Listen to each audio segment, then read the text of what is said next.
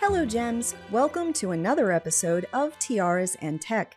I'm your host, Shelley Benhoff, and today I'm talking about travel safety with Kimberly McCabe. She is a Sitecore Ambassador MVP and Business Development and Product Marketing Strategist. She has traveled and lived all over the world, including Canada, France, the UK, and USA. We've both had some less than stellar travel experiences, and I thought it would be good for us to sit down and hash out some travel safety tips so that you can avoid what we went through. Just a slight warning, there are a few audio issues in the start of this episode, but they were worked out by the end. Without further ado, on to the interview. Hey, Kimberly, how are you? Thank you so much for being here today. Hi, well, thank you for having me. I'm really excited. This is super cool. I thought to start, we would just have an intro, who you are, where you're from, your career experience, and your current status as an awesome Sitecore MVP. Well, I'm originally from Canada.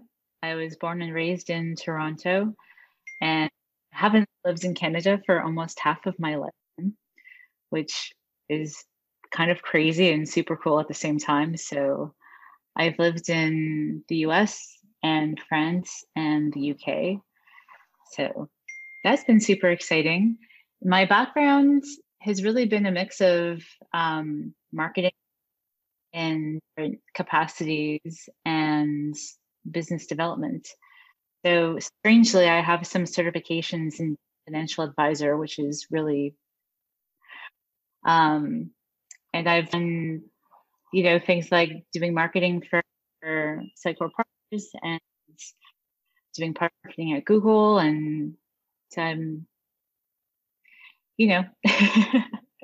always, on different little adventures. So, and currently I'm a Sitecore Ambassador MVP, and I think it's part and parcel from being in the Sitecore community for so long. So I think I've been in the Sitecore community since 2007. So it's been a while.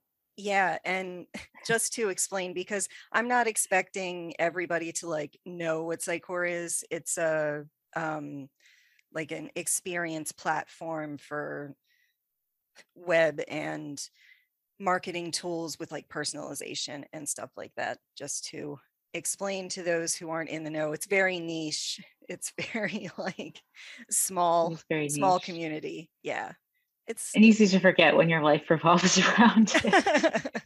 Yeah, exactly. Because we talk about it every single day. I mean, around this room, I have water thing. I have a, phone stand, mouse pad, we live and breathe it.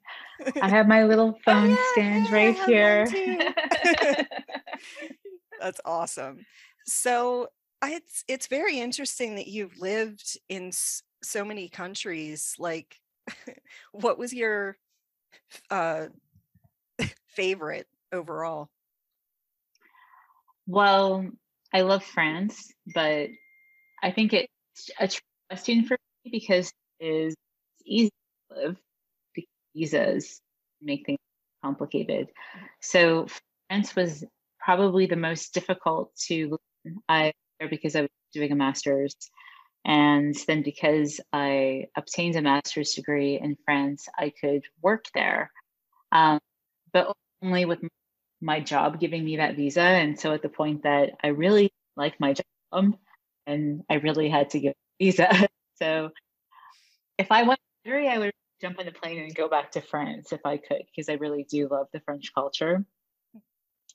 Living in London is really exciting, and there's a lot going on, in part because it's just, it's so condensed. There's about 67 million people on an island, so you really do have the vibe that you're in the middle of it all and everything is happening. And yeah, those are my favorite.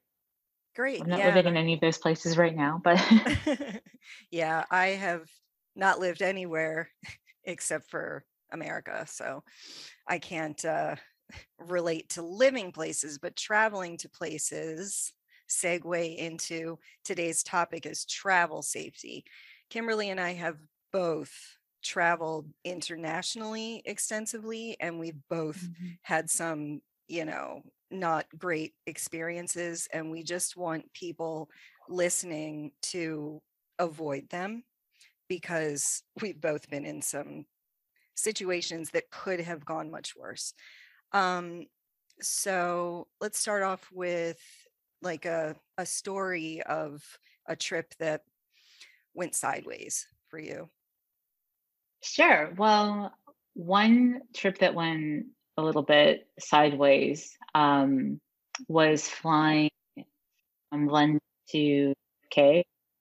And, as soon as I got to the airport, I was being hounded by car services saying that they were my car service, come with me, blah, blah, blah.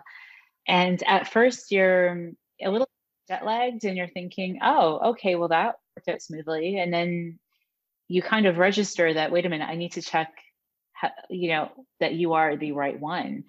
And the sinking feeling that you get realizing that somebody is trying to scam you into getting into a car. And it's like a split second thing, right? They're like, hey, I'm your car service. It's like, oh, and then you check your phone and you're looking for information and you figure out that they're not. But then you all of a sudden feel really vulnerable. Yes. So, I mean, one thing that I've learned through traveling is when I'm going to places, especially that I don't know, or places that I know can be problematic, that I always have the ground transportation figured out. Sometimes I even go as far as looking at the airport map or having like a link to it on my phone so that I feel like if I need to find my way around, I can without going to people and saying, "Hi, I'm a vulnerable person that has no idea where I am. Can you please help me?" Exactly. Yeah. And I know I've told you I had a similar story. I was in Belgium, right? Belgium. Yeah. I Belgium. can't even remember. And I well, first of all, I was asked to go after work at night. I should have said no. No one, man or woman, should arrive in a country that they're not familiar with at 11 o'clock at night. That is not safe. And I cannot believe that I agreed to this. Like, I should have said no. But then again, I got there, I was approached. Someone told me that, you know, I was scheduled for a car, and I thought that my boss had done me a solid by Okay, doing that. And I get in this unmarked car. Okay, that's another thing. Do not get into an unmarked car if it's not a taxi, never. if it's not something you've scheduled either. And then he proceeded to charge me 600 euros, Oh and my I was so gosh. afraid. I mean, the company was going to pay for it, so I knew that it was, like a ridiculous amount, but he drove away before telling me. Wow. Yeah, Yeah, so you feel trapped. Yeah, yeah. I think ground transportation, taxis, in London, I had the experience of, well, in London, for example, you have to know the difference between mini cabs and cabs. 'Cause Yep. black cabs are, they're licensed and they're vetted and you're safe in a black cab. Mini cabs are like a car that has a special license to operate as a cab, but apparently it's easy enough to get a fake sticker and put that on your windshield and pretend that you're a minicab. So there's a I lot of didn't sexual know. assaults that happen from Oh my people God. pretending to be a minicab. And once I was out after work and was going to take the bus to go home when I lived in London, I was right by a tube station, and it was like a 5 minute ride on the bus to where I lived. And my friends were on the opposite side of the street watching to make sure I got on the bus okay. And sure enough, this minicab rolls up and the guy gets out and he starts, trying to sweet talk me. And granted, for context, it was winter and I was wearing high heels, so I was probably doing a little bit of a wobble down the street. I knew it wasn't in the plan to be out this late with heels on. Yeah. Anyway, yeah, he was like, "Oh, where are you going, love? Just get in my car and I'll take you. Where are you going? Are you going up to Mezzy Hill?" And I was just like, "You're an unmarked minicab." Good And for he all you. of a sudden was like, "Oh," and he just went and got in his car and took off. But I See, oh felt my God. like, oh my gosh, that guy really was, I mean, I called it what it was, but the realization that I was right was actually pretty scary. And it, But again, you just feel so vulnerable when mhm, people even try something, even if you know it and you're like, no, it's right, this sinking feeling in the pit of your stomach, like absolutely. this person is a piece of shit and I don't want And they want to to. take advantage of me. Exactly. And Yeah. I don't think that a lot of people realize how much professional women can be at risk. I mean, I had another experience a long time ago. And I don't think I even realized how much danger I inadvertently put myself in. Everybody was staying at another hotel from me. It was like a ad week. I can't remember, ad tech. It was an ad tech conference. Mhm. And everybody was gone. I had another night before I had to fly back to Europe. And I went down to the lobby. There was a bunch of events going on. And I used to smoke, and I went outside to have a drink, and I came back in and got another drink. And I was just talking to people. And all of a sudden I started just feeling like, oh my gosh, like I haven't drank that much, but I feel like really awful. And I had the wherewithal to just say, all right, I'm off. And I went, like, I just, you know, went straight up to my room. And, that was that. Well, imagine this. The next morning, I wake up to a security guard going like this to my shoulder in my bed. So I'm in my hotel bed, and there's a security guard and a hotel staff. Yeah. And I'm like, what the hell?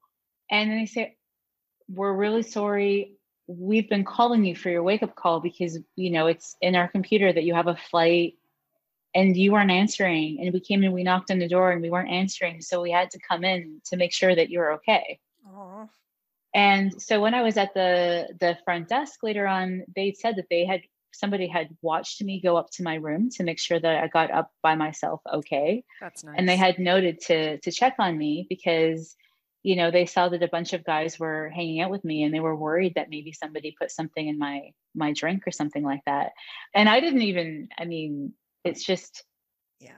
crazy to think. And I had a really bad headache the next day, but I always thought that my drink was with me. And I mean, I have no idea if it was just some random thing that I was burnt out and slept in, but Again, so I scary. it's scary. I Yeah. mean, if I was somewhere where people weren't looking out for Yeah. me in the hotel, and things like taking Eurostar from the UK to France, and you get off the Eurostar, and people are trying to pickpocket you as soon as I they did think that. that Yeah. you're not French. And at the point that I spoke French well enough that I could tell them in very, French words, in a very, like words that you use when you've mastered a language, Yeah. like, don't mess with me. I know what you're doing. Back off. And then they're like, oh, okay, never mind. She's not a tourist, Yeah. then it changes things. But, if you're bopping around with a, good old American smile and nice white teeth, hi, can you tell me how to get to the Eiffel Tower? It's like, It's you are funny. a target. Totally. I did the exact same thing once. I took the Eurostar, which is an amazing experience, by the way, because you're It like is. traveling the channel, like Eurotunnel, yeah. Underneath. underwater and stuff, and it's really cool. But again, when I got to the train station at I don't even remember what it was called, but I mean In that Paris? was, yeah, Gare at du the Nord. airport, I think. Oh, at the airport. Yeah. Yeah. Well, yeah, Charles de Gaulle. Charles de Gaulle, yeah. And that was the only time my corporate credit card was stolen. And I'll never forget, the people bought groceries and porn. And I was like, that's the weirdest thing. And they spent like $300 on the groceries and then like $1,000 on the porn. And I was like, you clearly have your priorities wrong. But yeah, That's like that was literally the only time that my corporate credit card had ever gotten stolen, because in person somebody scanned it or whatever. So that's crazy. Yeah, that's crazy. But on the, something that I loved, so I think a while back you were asking me about, good business trips, because we mhm, were talking about the yeah. bad stuff. And I traveled once with my colleague John Field, Mhm. and we traveled a fair bit together. And he had very complex rules. He'll laugh if he watches this. He had very complex rules that we don't sit beside each other. We sit, in the same cabin near each other, but so that you as colleagues have space if you want to fall asleep, that you don't feel like you're snoring. You're not so worried about, I don't know, like whatever. You I just have love a little that. bit more personal space. Yeah, Sure. it was really smart. And we both had separate flights from London to Singapore, and then a plan to meet up in Singapore and go hang out in the lounge on our layover until we flew to Melbourne. And everything, the entire trip. So we basically flew there together and then back again. And when we would get onto the plane and I would get situated, I would turn around and look to see where he was, and he would always go like this. And he always had this, you have your space, but I'm watching out for you. And I realized it always made me feel much more secure about, like, I wasn't worried about what was going on around me because it was literally like Big Brother Yeah, was watching, exactly. Yeah. I love and that. it definitely was, it always felt a lot more safer to have that, not just another colleague, but to have, somebody who was, but I mean, he's super tall. I don't know if you've Yeah. ever met him, but he's a super tall guy. In person, no, I don't And, think. Yeah. he's super tall. So, and then when we got to Australia, we got to our hotel in Melbourne, and it turned out our rooms weren't ready.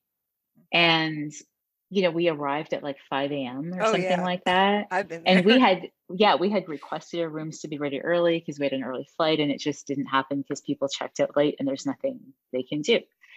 So, he, found a safe place for us to leave our stuff and get freshened up, whatever. And we took off around to Melbourne to have breakfast. And I was so jet lagged. I mean, I would have been like forgetting my bag here or there. I don't know. But again, it was just, he always had a plan and always, had a good sense of security, but just being, with a guide basically made it feel a lot Safe. safer, Yeah. and lounges are something that I've come to love because they definitely feel more safe and secure. Oh, I'm And sure. I wouldn't know. I don't I was never, part of lounge life, but it sounds well, I think amazing. because I was flying internationally a lot, I Yeah. racked up the points. Points. Yeah. So yeah, having that lounge access.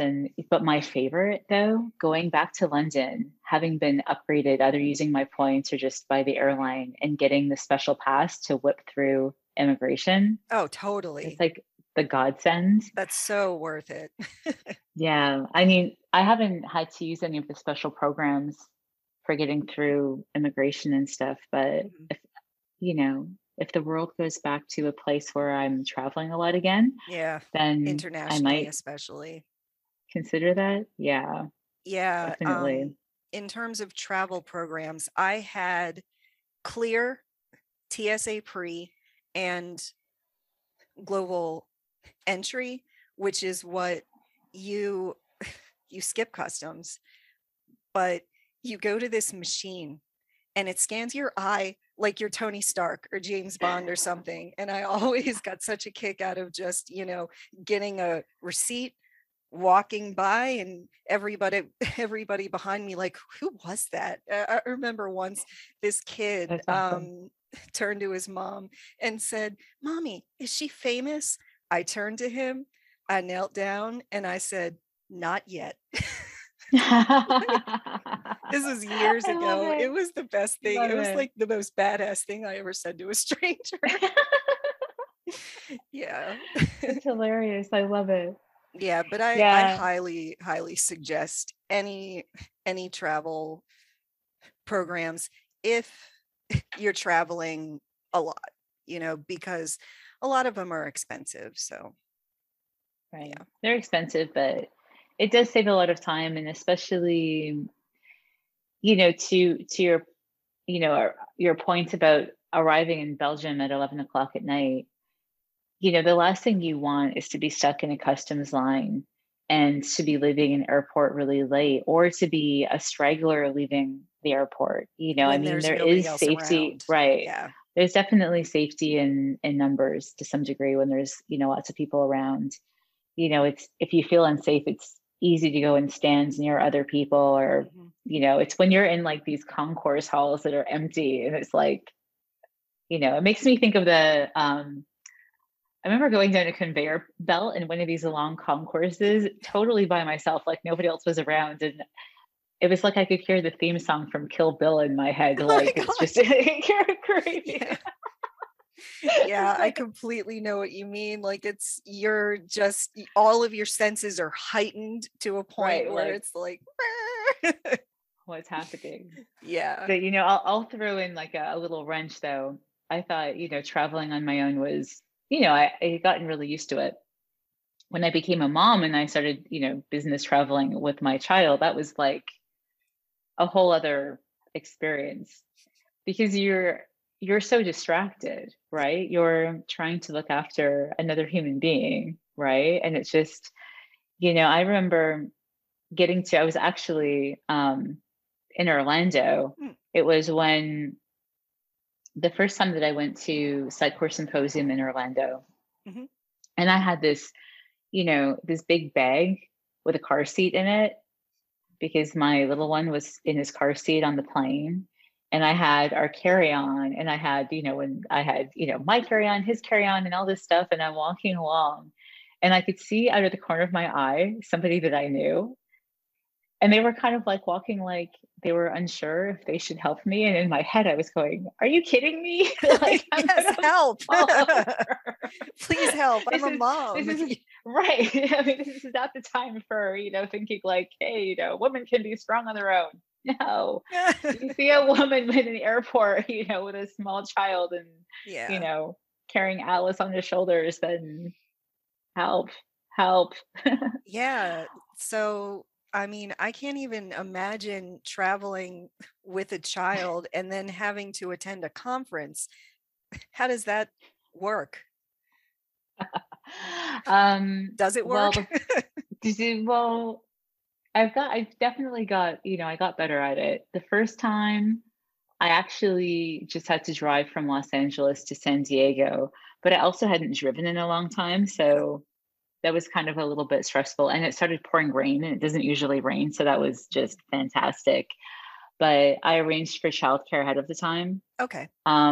So what I did learn was that most hotels have good resources for, where to find like licensed people. And some hotels, like really good hotels, or like Disney hotels, have programs where Oh, there's yeah, people that they're recommending for of providing course. childcare. So that's okay. So the first time, it was like Mary Poppins showed up and was kind of like, okay, you think that you're the first woman to ever attend a conference with your child, but you're not. Okay. So, you do your thing. I have your phone number. Trust me, your child will be okay. And it's kind of like, don't say trust you. Don't say trust you. I'm a Yeah. mom. Like a complete Uh, stranger, happy you're licensed, but trust is not something that mom yeah, or women in general right. just, give But away. they get that. And so she would send me photos of Mhm. them where I could clearly see where they were in the Oh, hotel. So I had context. that's good. And, I would get messages about what he'd eaten, what was going on, and, if I wanted them to come and meet me somewhere for a while. And Aw. so, that worked out better than I expected. But then flying was another thing. But flying, even for myself, I would say to a lot of women, if you're somewhere like I live now, where you can either drive to the airport, or, like public transportation isn't really an option. So you're either going to Yeah. Uber or, something like that. I've found that I feel much safer if I'm driving myself Mhm. and driving me and my child, and we park somewhere that's very close to the airport, especially if it's like a parking spot, like valet parking Yeah. kind of thing, where you're just driving in, where there's lots of people, you get your stuff out, you get in your little bus that's taking you into the terminal.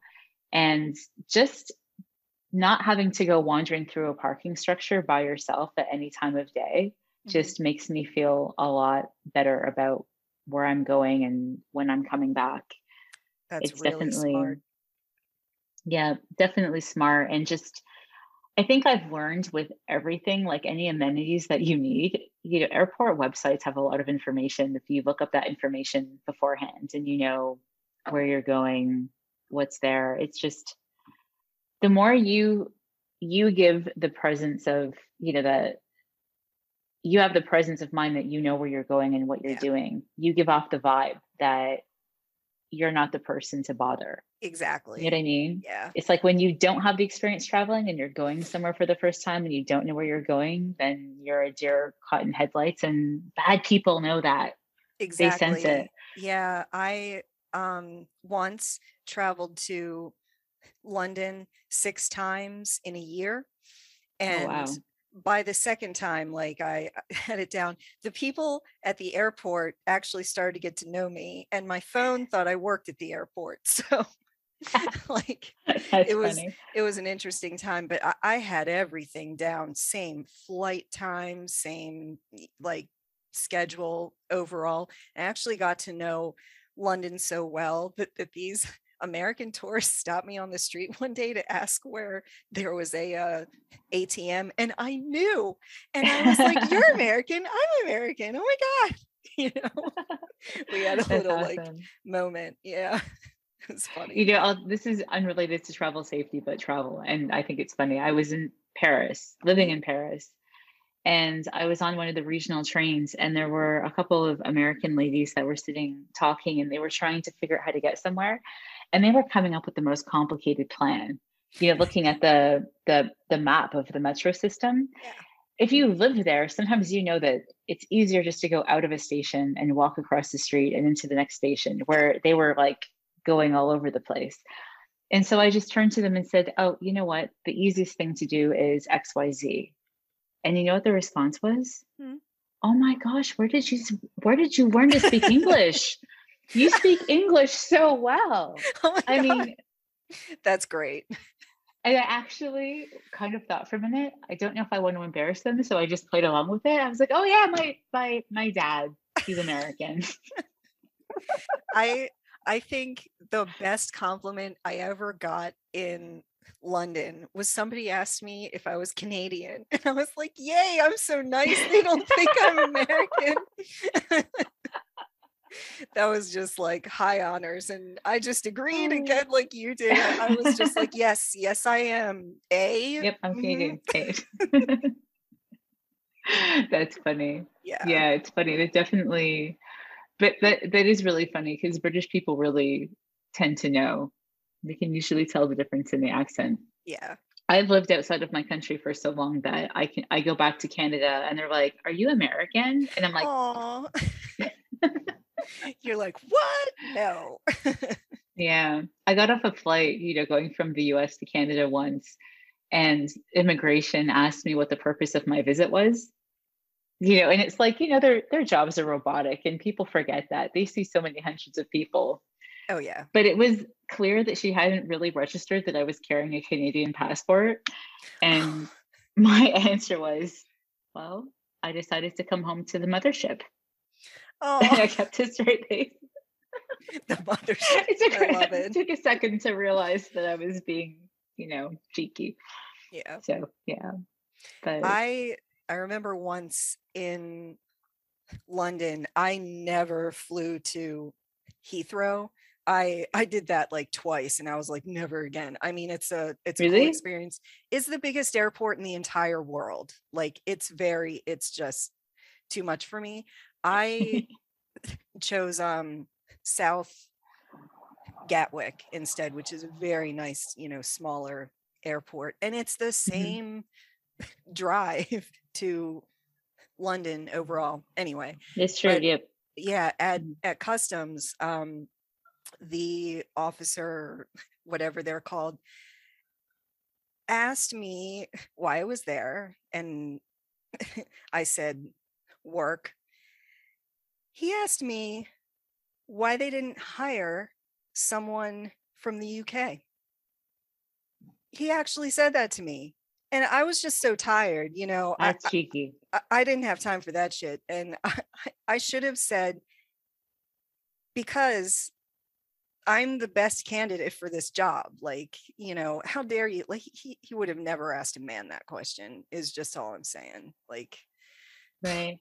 That's another thing too. I mean, that kind of stuff happens when you're yeah, traveling internationally. And, to be fair, I think that it happens a lot when you have an American accent yeah, or, people perceive to be an American accent. And I'm not going to speculate about why that is.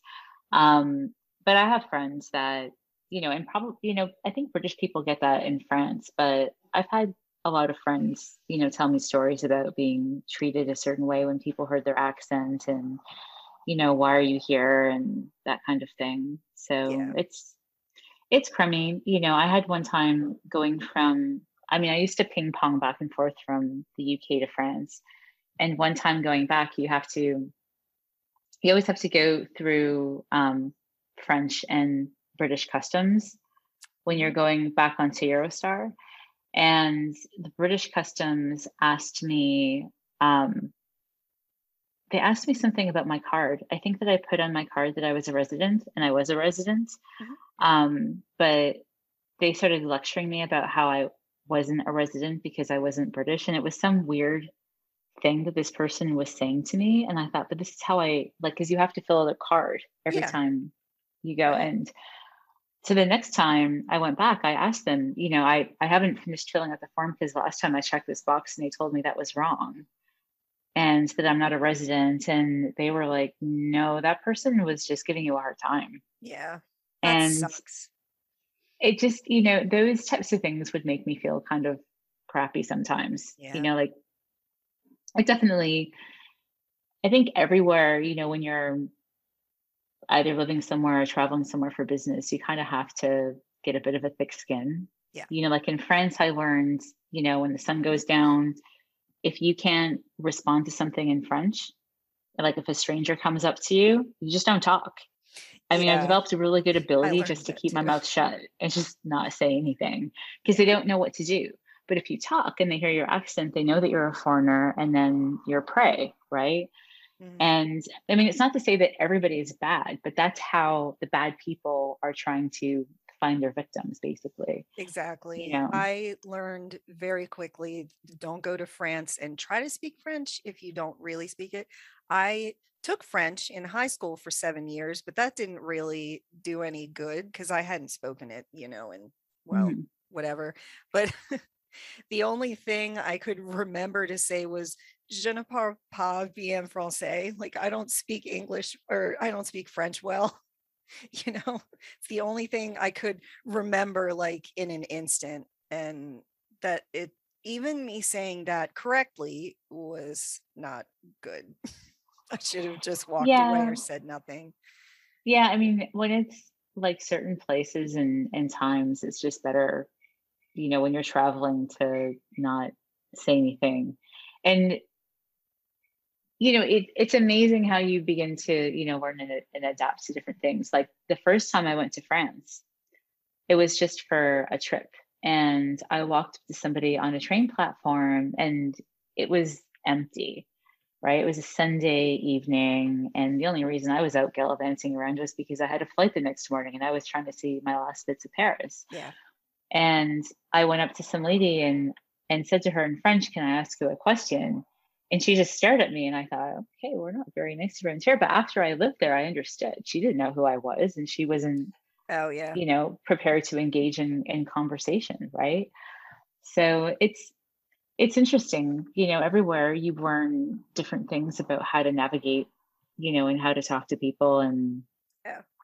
I you know, think it's very, you know, people need to know you're not it, here in America. People will talk to you like strangers, whoever.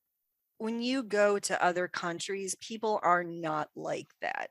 You don't generally want to just walk up to a stranger on the street and ask them where the ATM is Directions. or where, you know, Right. like food is. I was in Yeah. Rome and I knew this. My companion at the time, she did not know this. She walked up to some guy on the street. It was at night. It was like 8 o'clock at night. It was dark. And she asked him for a, you know, restaurant or something. And he looked at her and was like, what do you mean? Like McDonald's? I was so mad. I just like walked. I said, I told you not to talk to people. Like they don't like it. Mhm. Yeah. Mhm. No, I mean, I used to say to people, so, when you go to different places, you see how they respond to tourists. And I used to say, what airlines should do is, give people little brochures or something to Yeah. let them know about some of the customs of where they're going. I mean, airlines, Or, your work should do that when they send you right. places. For sure. I mean, interesting enough, when I did my master's in France, we had, classes from our first week in our program. It was a global program. So we spent a week getting to know different things about where we're from. And I mean, ultimately through that program, we learned a lot about international business and customs. And, it's, I think for me, it's become kind of second nature. Some things about the way you greet people or the way that you talk to people or the way that you make eye contact or don't, where you can just talk to a stranger and where you don't. And it's something that I miss having the international experience now, because I feel like I've learned so much about international business. I should be doing something that's more international. But it definitely, having that context is definitely helpful, because I've, even with friends, when they travel, they post things on Facebook. And sometimes I just think, like, are you trying to get like assaulted? Are you trying to be, ripped off, taken advantage of? Are you trying to get your stuff stolen? Or people, tell you, oh, I went to, Sacre Coeur and I was saying a prayer and I left my purse on my, on the bench behind me. And you're like, Oh my God. do you think that Don't yeah, ever take your purse off. Okay. off? Just Right. keep it. And Yeah. definitely don't leave it behind you. And, Hmm. but I mean, there's just so many crazy stories of things that, people tell you. Like, you're telling me about your friend asking a guy in the corner, and I thought you were going to say she asked him where the ATM was. And I was like, so basically you're saying, hey, why don't you Steal walk me to from that place me. where there's Yeah. money so I can just keep on taking money out for you? Oh my God. I never even thought about that. Jeez. That's There's just, I mean, terrible. there's things that you just have to be aware of. Like, Yeah. it is crazy, like going through turnstiles. It's a great place for people to pickpocket you, to just try to squeeze in the turnstile behind you or grab your bag while you're going through and stay on the other side. And, there's places where, if you're a tourist, not everybody in every country is really happy about having a lot of tourists around all the time. And sometimes people are just annoyed because you're being too loud, or they're tired of, hearing people speaking in another language. Whether that's right or not isn't really the question. It's that, being aware of how other people perceive you. Yes. And I will say this, from my Canadian heart, I think growing up in Toronto, having people from all around the world around me kind of made me aware about the idea of, when you go to somebody else's country, it's not, it's not, you know, how can I say this without offending anybody? Your first thought shouldn't be, those people have to respect me. They have to, I have my rights, I have my liberties. You're going to somebody else's home, you're going to their country and their culture, and you should step into it with, feeling honored to be a guest in their country and culture, and want to learn from them, right? So, I mean, in some places, the way that you hold your utensils matters. Yeah. The way that you talk and eat and greet and everything, it matters. And if you know those things and you try, most people can sense effort. You'll have so much of a better experience anywhere you Absolutely. go, you know? Yeah. So it's kind of, when I see people in places that are just being, the rowdy, tourists or, even on business out with their mates having drinks and stuff. And you think you're not like, why can't you try to fit in? I mean, yeah, I live in Orlando. I know all about that, like the tourist You have capital of lived the that world all the here. time, right? Yeah, I do. But I live outside of it enough that like it's not as much. So, Right. it's not so bad. Speaking of countries and culture and learning, what culture have you learned the most from, or the coolest learning experience overall? I don't know. I mean, I've already talked a lot about France. So I have like a predisposition to there. Um, going to Hong Kong, Oh, I love Hong Kong. China, Macau, Yeah. that was an interesting experience of fitting in or understanding things. But for a while, I had to go to Poland from time to time for business. And I grew up in Toronto with a lot of Polish immigrants around me. So I thought that I, recognized the culture. But going there, I learned things that weren't, they're not huge things, but they're kind of little things that matter. I found that at least my colleagues were incredibly inclusive of employees that had a handicap. Hmm. And I was just blown away by the extent to which my colleagues went to make one of their physically handicapped colleagues feel that he was just part of the team. That's beautiful. That was really, it was just unexpected. I just, I don't know how else to put it. I also found when I would go to Poland that, you kind of expected that your colleagues in Poland would want to hang out with you and, go have dinner with you because you're visiting. Yeah. But they wanted to have lunch with you and coffee with you during the day, during work hours. But outside of work, they want to be with their families, and they're so family oriented. Yep. And I thought that's really awesome. And I love that. So we, it was like once we, a lot of my colleagues, we were growing fast.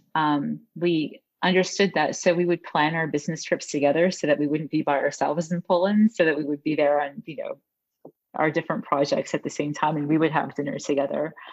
Yeah, I guess I learned, just working with my colleagues there made me very aware of just listening first, and getting to understand the environment and what the norms were there and following suit, of just feeling like that's okay, or, just to ask people, what, how do we do things? What's the right way to do something? And people are more than happy to tell you and tell you about their culture. And, yeah. Even asking people where to go for dinner and, telling you about something cool you should try because it's cool for them. But I did learn when you go to Poland, the immigration people are scary. Oh, no. They're military. Oh, they're military. Yeah. It's like that in Mexico too. That freaked me out. Oh, they're I've never been to standing Mexico. there with like AKs or something, like the big, huge guns. They're just like standing there, and it's very unnerving. Yeah, Really I think I went to a smaller city in Poland, and I think my colleagues were kind of enjoying the opportunity to, initiate me into their world, because nobody told me that every time you go to Poland the first time, the military is going to come and pull you aside and, ask you a bunch of questions and search you things. So I had no idea. I all of a sudden was, all dressed prim and proper and dragged off with a bunch of military people and put in a room, and they were just kind of sitting there staring at me. And that's scary. They were going through my passport, and I've been traveling all over the world. Oh, yeah. So in this passport, it was like, they're looking at it going, why were you in Australia? Business. And Germany? Business. And Denmark? Business. Lots and of business Ireland, in Denmark. business. And America? business, Yeah. and they're just like, so what do you do? Yeah. Do you have fun? Uh, Yeah. yeah, but I don't know. I guess for me, it was really just having the opportunity of, just learning about the little idiosyncrasies, if you will, Yeah. that are different between, what I'm used to on a daily basis and what my colleagues were used to. Exactly. Every culture has their own things. Like, I really loved learning that in Canada, it is not macaroni and cheese, it is craft dinner. That was like one of my favorite things that someone told me. Yeah. And I mean, It's true. it's just these small things that you don't learn, like in history class or anything like that. Like, I didn't learn Canadian history. I learned European. I didn't even learn African history. I had to study that on my own. But yeah, and in London was like my favorite place. Obviously, I love royalty and all of that stuff. And the first time I went, I took a cab. I actually had a great experience this time, but I do, like we said earlier, schedule a car ahead of time. This cab driver was so nice. I told him it was my first time to London and I'm American and just driving me around. And he did. And he like showed me Clarence House and like where Hitler's dog is buried and Oh, really? I don't know what drove. that is. Oh yeah, like some tiny alley, like I was just like, these are not things that you hear about. Yeah. Mhm. And I just immersed myself in the culture so much. I still do. I love everything British, honestly. And I really, really miss Cadbury and what are the other things? The um jammy Dodgers. Those were a fun snack. Yeah.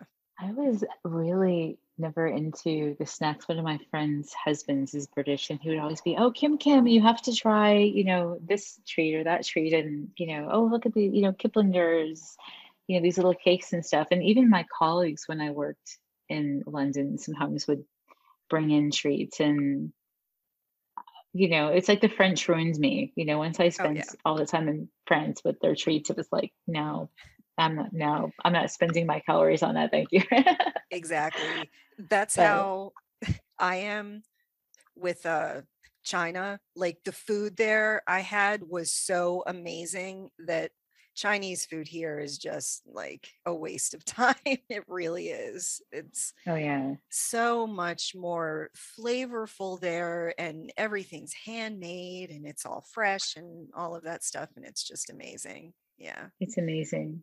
Yeah, I actually went. This trip was for fun. It was to see a friend in Hong Kong. I, was hiking. We went up on the mountains, Oh, and these cool. alarm bells went off, and my friends were like, "Oh, that's a T3." I said, "What's a T3?" "Oh, typhoon category 3. It's okay. We just need to get off the mountain because oh Oh my no. gosh, I have torrential rain. Like we were soaked and like eaten alive by mosquitoes by the time Oh we got yeah. back down.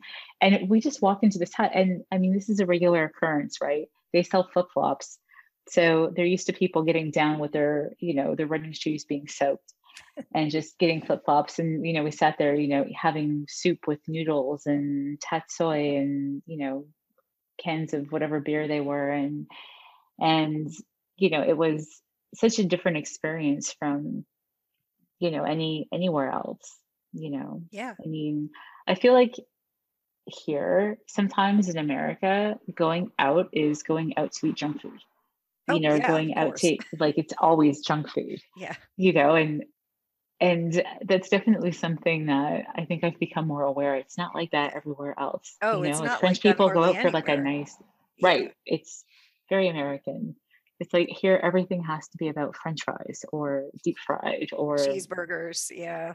That's my thing. yeah, cheeseburgers. I haven't had a good cheeseburger. We got to get together and have a cheeseburger. We totally do. Oh my God. I know so many good places, but honestly, the best one I ever had was in Texas. Like, any kind of cow product, that you can have. It's better in Texas. I had a steak in London one time. Never again. Never again. Where did you Like have that steak? it If you went to a was Weatherspoon's pub, then I will tell you went to the wrong place for a no, steak. it But was across the way on the Thames from St.